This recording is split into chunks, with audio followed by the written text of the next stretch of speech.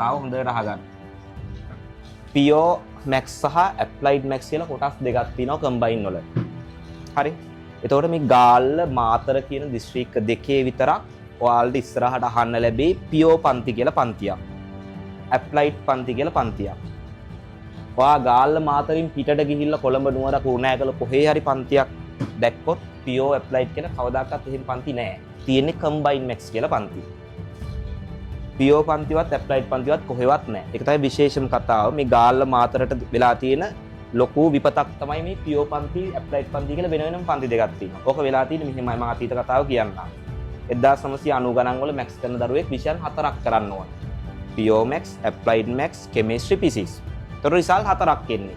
හැබැයි ඕක 90 ගණන් වලින් පස්සේ මේ දෙක එකතු කරලා සෑහෙන ප්‍රමාණයක් සිලබස් එකෙන් අයින් කරලා අලුතෙන් විෂයක් ඇදුවා මොකද්ද?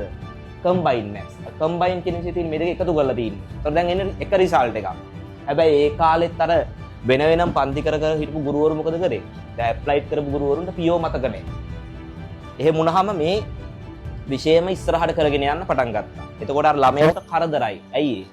සර්ලා දෙන්නෙක් ගාවට ඇප්ලයිඩ් වලට වෙනම යනවා, පියෝ වලට වෙනම යනවා. ඒතර නමුත් රිසල්ට් එකෙන් එකට. රිසල්ට් එකෙන් එකට. දැන් ගෑල්ලමයි දන්නවා කෑමක් ඇදුවත් තනියම හදන්න එපයි. ඔක හරියොත් අවුලක් නැහැ. වැරදුනොත් මොකද වෙන්නේ? අනිත් එකාට බයිනවා, මූට බයිනවා, එහෙමනේ වෙන්නේ. එතකොට මම කියන්නේ කාගේ පන්ති ගියත් කොහේ ගියත් කම්බයින් නම් අනිවාර්යයෙන්ම මේ විෂය කොටස් දෙකම ඔයාලගේ ඔළුවේ මතයක් හදයි විෂයන් දෙකක් කියලා. විෂයන් දෙකක් නෙවෙයි.